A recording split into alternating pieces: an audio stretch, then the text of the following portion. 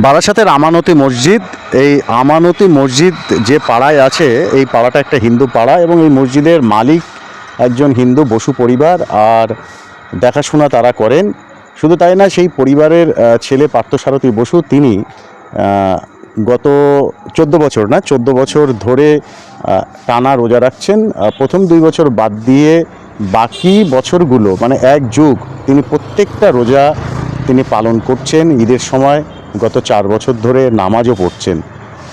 আমরা এই যে সময়ে দাঁড়িয়ে কথাগুলো বলছি, এই সময়টা অত্যন্ত অস্থির। আমরা যদি দেখি আমাদের প্রতিবেশী বাংলাদেশ, আমরা যদি দেখি আমাদের দেশ, বিভিন্ন জায়গায় একদল উন্মাদ অস্থির মানুষ আছেন, যারা মসজিদের সামনে দিয়ে জয় শ্রীরাম বলা যাবে না।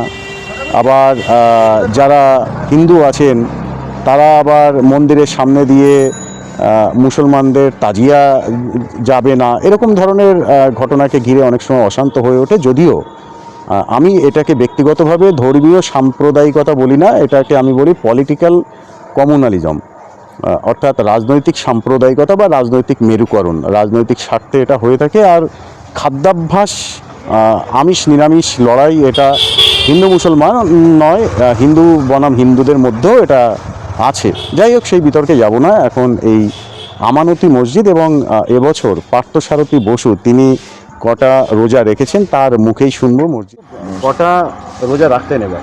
এবছর 29টা রোজা রাখলাম। কেন এই রোজা কেন রাখেন আপনি? রোজা রাখি মানে 2010 সালে, তখন আমাদের কাছে, আমরা বাইরে বাইরে চাকরি করতাম, ব্যবসা করতাম, একটা শরীরের মধ্যে উদ্যম ছিল। সেই হিসাবে এই রোজা মাসে আমার এখানে কোনোদিন আসা হতো না। কোনো এক কারণে একটা অ্যাক্সিডেন্ট হয় আমার। সেই অ্যাক্সিডেন্টে আমার হাতটা ভেঙে যায়। ভেঙে যাওয়ার পরে আমি বুঝতে পেরেছিলাম হয়তো এই মাসে রমজান মাস চলছে, যেহেতু বাড়িতে একটা মসজিদ আছে, হয়তো সেই কারণেই হয়তো কোনো অন্যায় করে ফেলেছি, হয়তো ওই কারণে আমার শাস্তিটা দিয়েছে। তো অনেক ডাক্তার দেখিয়েছিলাম, সবাই বলেছিল অপারেশন করতে হবে। তা আমি অপারেশন করিনি, সোজা আমি আমার মসজিদে এসেছিলাম, এসে এখানে প্রার্থনা করেছি। এবার এখানকার ধুলো মাখতাম হাতে, আর বলতাম, এটা আমার বিশ্বাস, বলতাম যে আমার অন্যায় হয়ে গেছে, আমি আর রমজান মাসে কোথাও যাব না। আমি রোজা পালনের মাধ্যমে নিজের জীবনটাকে একটা ডিসিপ্লিনভাবে এক জায়গায় নিয়ে আসবো। তা তোমরা আমার হাতটাকে ঠিক করে দাও। তো আমার হাতটা তারপর ঠিক হয়ে যায়। ঠিক হয়ে যাওয়ার পর তারপর থেকে আমি ওই রোজা রাখা শুরু করি। প্রথমে একবারে তো পারিনি, প্রথমে 10টা, তার পরের বছর 15টা, তারপর আস্তে আস্তে 30টা করে রেখে চলেছি আমি। মানে একটা আমাদের মসজিদটা, এখানে ধর্মাবলম্বনের ব্যাপার নেই, এটা একটা বিশ্বাসের জায়গা। এবং সবথেকে বড় কথা হচ্ছে আমাদের পরিবার এবং আমরা এই মসজিদটাকে নিজেদের প্রাণ দিয়ে হোক, ভালোবেসে হোক, আমরা মানে আবদ্ধ করে রেখে দিয়েছি, ভালোবাসার বন্ধনে এটাকে বেঁধে রেখেছি। এই যে মসজিদ আমি দেখাচ্ছিলাম, এই সেই মসজিদ, এই মসজিদ কেন হিন্দু পাড়ায় এবং এই মসজিদের মালিক কেন বসু পরিবার, তারও একটা ইতিহাস আছে। সেই ইতিহাস শুনবো পার্থদার কাছে। পার্থদার ইতিহাসটা কি? 1964 সালে আমরা যখন বাংলাদেশে ছিলাম, খুলনার আলকা গ্রামে, তখন ওই সময় 60 সাল থেকে বাংলাদেশে একটা অস্থিরতার পরিবেশ তৈরি হয়।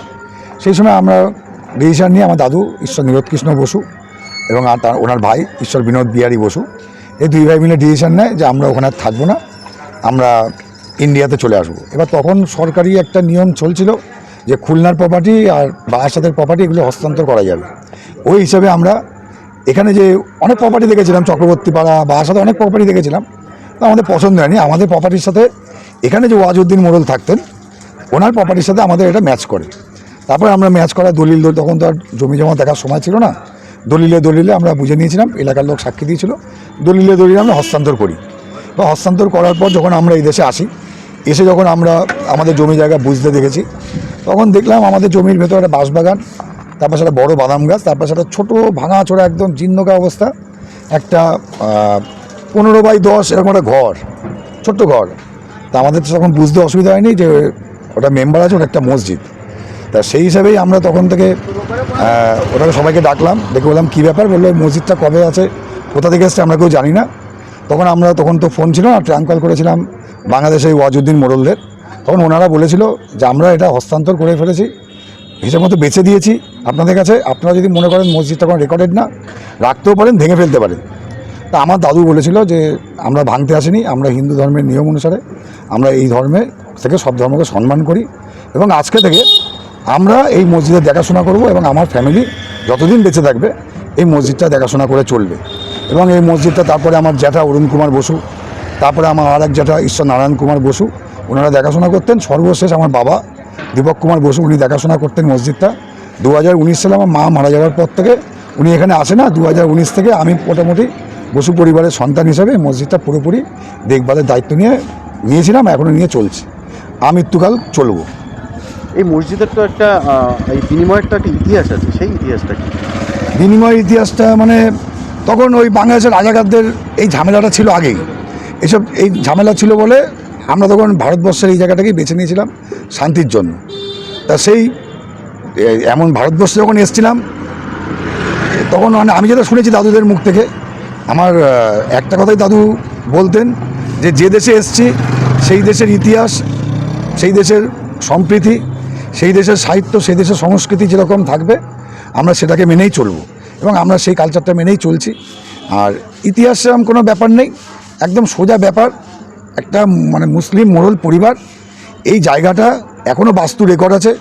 2384 দাগে জমি আমার বাবার নামে, দীপক কুমার বসুর পর্চায় 2384 দাগে বাস্তু জমি, প্রায় 3 কাঠার কাছাকাছি জমিটা আছে, যার ভ্যালুয়েশন বর্তমান যুগে 70 থেকে 80 লক্ষ টাকা দাম হবে।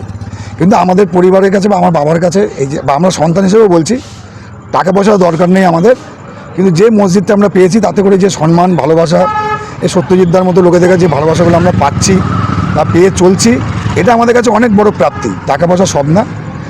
আর বাংলা কথা হচ্ছে, যারা আজকে সাম্প্রদায়িক গোলযোগ লাগাচ্ছেন বা করছেন তারা শুনে নিন।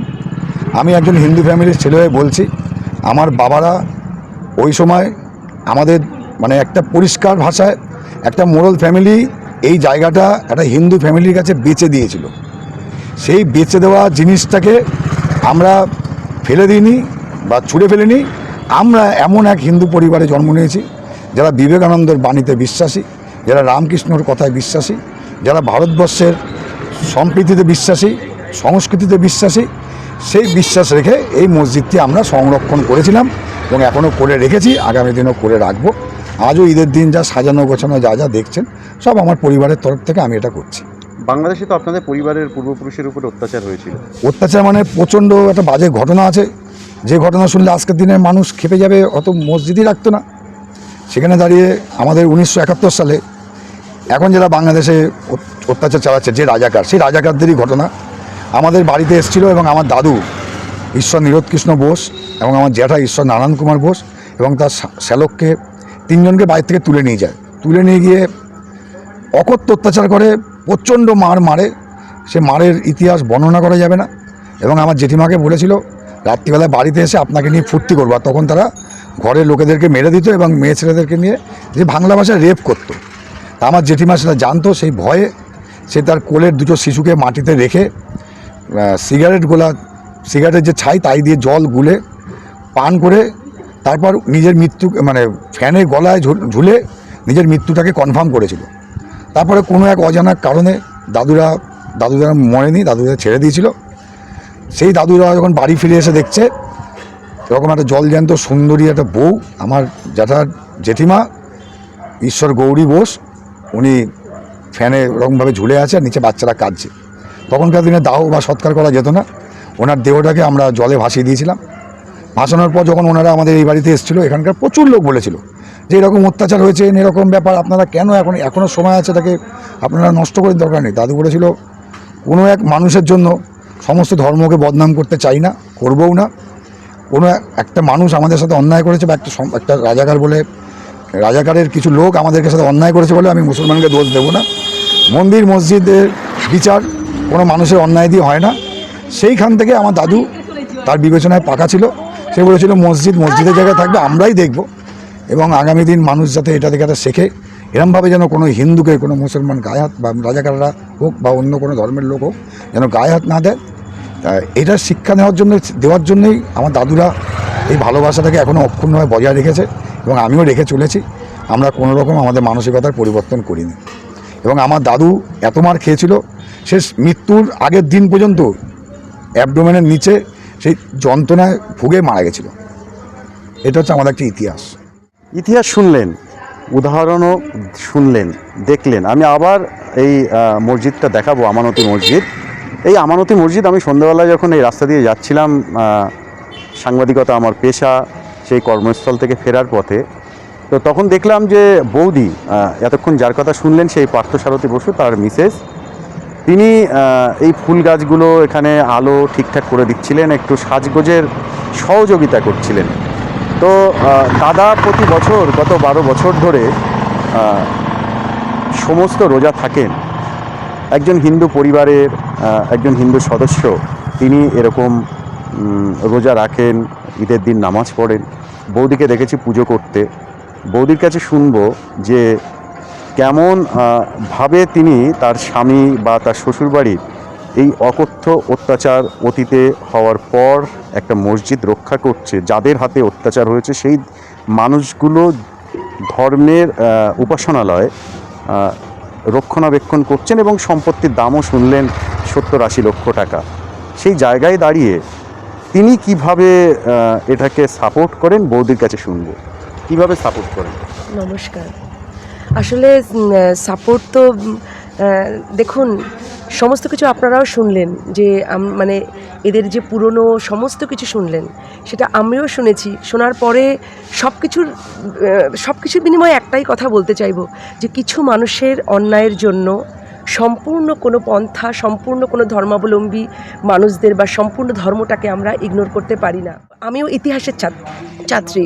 আমি বহু ইতিহাস, বহু রাজা, বহু কিছু পড়ার পরে তো আমারও তো সেই জায়গা থেকে যখন আমি বিবেচনা করেছি যে এটা তো তাদের দোষ নয়, একটা পরিবার সূত্রে যখন একটা জিনিস পাওয়া গেছে, এবং সেটা যখন আমার ঠাকুমা, যিনি এই বাড়ির যিনি ঠাকুমা ছিলেন, তিনি মেনে নিয়েছেন।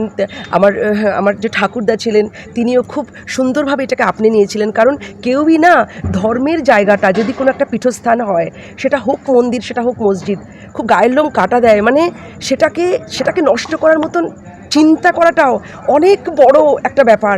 এই চিন্তা যেন কেউ না করে। আজকে আমরাও সেই চিন্তাটা করিনি। আজকে আমরা অন্য ধর্মের হয়েও এই ধর্মের এই পীঠস্থানটাকে আমরা ভাঙতে দিইনি, কারণ এটা আমাদের বুকে বাঁধে। আমাদের শিক্ষা এটা নয়। আমাদের সবাইকে নিয়ে চলা, অ্যাকচুয়াল যদি ধার্মিক মানুষ হবেন, তিনি প্রতিটা ধর্মকে সম্মান করবেন, প্রতিটা ধর্মাবলম্বী মানুষদের সম্মান করবেন। হ্যাঁ, ধর্ম শেখায় প্রধানত, ধর্ম শেখায় সবার কাছে, ধর্ম ঝুঁকতে শেখায়। মেন কথা, যদি কোনো যে গাছে প্রচুর ফল থাকে না, সেই গাছটা কিন্তু নুয়ে পড়ে। যে গাছে কোনো কিছু থাকে না, সেই গাছ কিন্তু স্ট্রেট থাকে। তো আমার কাছে যদি আমি সমস্ত কিছু দিয়ে সবাইকে আপনাবো বা ঝুঁকে থাকবো, এতে আমার কোনো নয় আর কি। যাই হোক, এটা মনে করে ভালো লেগেছিল, মেনে নিয়েছিলাম এবং আনন্দ করি। তো এতে সবাই, আশা করি আগামী দিনের জন্য সবাই, শুধু আমরা নয়, সবাই, মন্দির হোক আর মসজিদ হোক, ধর্মর স্থানগুলোকে না, ওটা একটা আলাদা জায়গা, আবেগ, সেখানে অনেক আবেগ মিশে থাকে। ওই জায়গাটাকে প্লিজ কলুণ্ঠিত করবেন না, ধুলুণ্ঠিত করবেন না। সবার কাছে এটাই অনুরোধ থাকে। প্র্যাকটিসিং রিলিজিয়ান আর ধর্ম দুটো বিষয়টা সম্পূর্ণ আলাদা। আমরা যদিও গুগল শিক্ষিত যারা আছি, তারা কিন্তু রিলিজিয়ান মানে ধর্ম জানি। আসলে ধর্মের ইংরেজি ধর্মই। আর হিন্দু হোক বা বৌদ্ধ, খ্রিস্টান, জৈন, এরকম যে ধর্মগুলো আমরা বলে থাকি, সেগুলো কিন্তু প্র্যাকটিসিং রিলিজিয়ান। স্বাভাবিকভাবে কেন কথাগুলো বলছি, এতক্ষণ যে কথাগুলো শুনলাম, রক্ষা করা, মানুষের বিশ্বাস, উপাসনালয় রক্ষা করা, এটাই ধর্ম। আর যারা এই উপাসনালয়ে তার বিশ্বাস অনুযায়ী আচরণ করেন, সেটাই হচ্ছেন প্র্যাকটিসিং রিলিজিয়ান। আশা করি বোঝাতে পেরেছি রিলিজিয়ান আর ধর্মের মধ্যে পার্থক্য। যারা এই দুটোকে গুলিয়ে ফেলেন, আসলে তার পিছনে থাকে একটা প্রসার, বিস্তার, সেটা যে ধর্মের যেই হোক না কেন। আর উদার সাম্প্রদায়িকতার কারণে এই ধর্মীয় হানাহানি, এত কিছুর মধ্যেও সেই হানাহানি যখন চারিদিকে চলছে, বর্তমান সময় যখন কথা বলছি, তখন এই পশ্চিমবঙ্গেই দুটো জায়গা অশান্ত, একটা মালদা, একটা মুর্শিদাবাদ। মালদার মোথাবাড়ির কথা আমরা সবাই জেনেছি। সেখানেও দেখা গেল আসলে এরকমভাবেই ঘটনাগুলো ঘটছে। একদল ঘটাচ্ছে, একদল সেটাকে এক পক্ষপাতিত্বের জায়গা থেকে ভুল তথ্য পরিবেশন করে সমাজ মাধ্যমে পোস্ট করছে, আরেক দল সেটাকে আরও বিকৃত করে সেটা আরও প্রচার করছে, বিস্তার করছে। তার মধ্যে থেকেও এই পার্থসারথী বর্তমান প্রজন্ম বসু পরিবারের এবং তার মিসেস, তারা এই মসজিদ নামাজের জন্য প্রস্তুত করেছেন। আর শুনলেন তারা কিন্তু এক বাংলাদেশে মুসলিম সম্প্রদায়ের হাতে আক্রান্ত পরিবারের সদস্য, তারপরেও তাদের যে বিশ্বাস, শ্রদ্ধা, সম্মান, এটাই ধর্ম। আশা করি বোঝাতে পেরেছি এবং সবার ভালোও লাগবে।